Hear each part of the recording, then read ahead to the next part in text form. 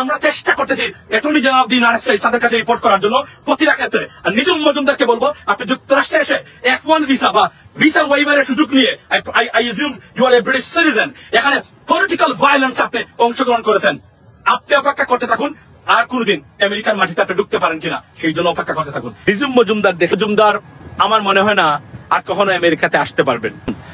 ইউনিভার্সিটিতে থাকে ফাগলা এম রহমান মাসুম নিজের লয়ের দাবি করে, বিভিন্ন ধরনের প্রোপাগান্ডা সে ছড়ায়, তার কারণে কেউ আমেরিকা থাকতে পারবো না, আওয়ামী লীগ বাতিল করে দিব। তারপরে নিজুম মজুমদার আমাদের যে আওয়ামী লীগের অ্যাক্টিভিস্ট, উনি নাকি হাতের ডরে আমেরিকা থেকে পালাই গেছে, আজ জীবনে আমেরিকা আইতে না, হুইচ ইজ লাইক হাতের বাপের আমেরিকা, হাতের বাপে আমেরিকার ওন করে। আবার নিজুম মজুমদার এখানে আইলে হাতে একটা কিছু করিয়ে লাগবে। কয়েকদিন আগে আমার গালা আলি করলো, মাহমুদের গালা আলি করলো, নাও হাতে হুরা মানে আমেরিকার ল বেগে হাতে নিয়ন্ত্রক, ইমিগ্রেশন হইতে শুরু করি যা আছে ব্যাগদিন হাতে নিয়ন্ত্রণ করে, হাতে লয়ের হাতের অফিস কোনাই বা কিছু এগুলার সম্পর্কে আমার কোনো ধারণাই নাই। বা যতদূর জানি বোটও হিডাই যে এলেমেলে গেছে দূর জানি, আর মাথা পাগলা একটা বেড়া। এখন নিজুম মজুমদার আমেরিকা আইতে না, এটা হলো হাতের কথা, হাতে ভিডিও দিয়ে হুরা বাংলাদেশে হাতে ভাইরাল করছে। এই যে তোর বাবা নিজুম মজুমদার, নিজুম মজুমদার আর আইতে না, তো উনি কোনায় অলগা, আমি কোনায়।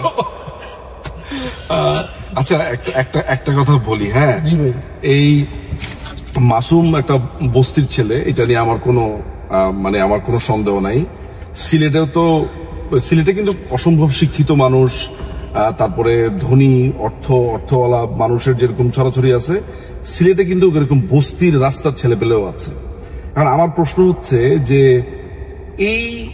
এই ধরনের ছাপড়ি যেগুলো আছে, একটু ছাপড়ি টাইপের, পড়ালেখা জানে না, অশিক্ষিত, আমি জানি না আমেরিকাতে কিভাবে আসলো, আমার কোনো ধারণা নাই।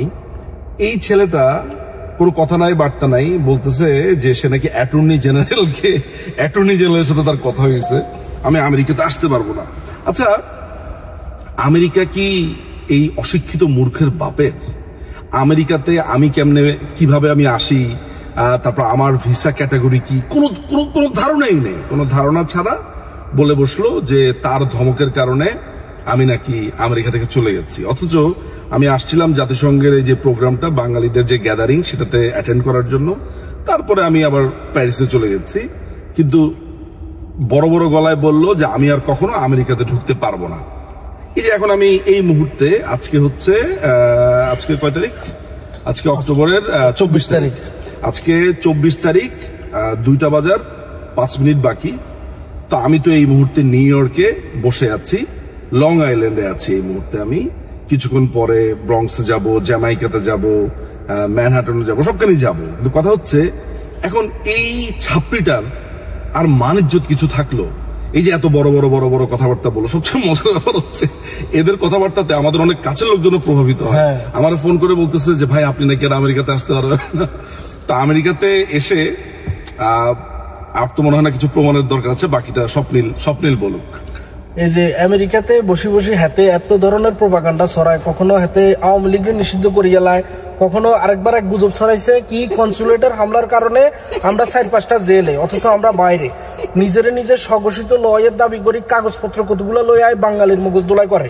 মানে একটা মানুষ মেন্টালি কতটুকু অসুস্থ হইলে নিজের লয়ের দাবি করি আয় এরকম বিশ্রী ভাষায় গালাগালি করে। হ্যাঁ, লয়ের দাবি করে, আবার বিশ্রী ভাষায় গালিগালাজ করে।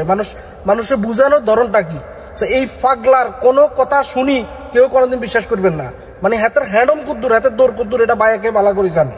নিজুম ভাই ইয়ে বৌরেছে, তুই আয় দেখা করিস, তুই আয় ভিসা ক্যান্সেল কর, তুই তো ইমিগ্রেশন অফিসার, তুই আয় ভিসা টিসা ক্যান্সেল কর। পাগলা কোনাই। ঠিক আছে, আল্লাহ হাফেজ সবাই।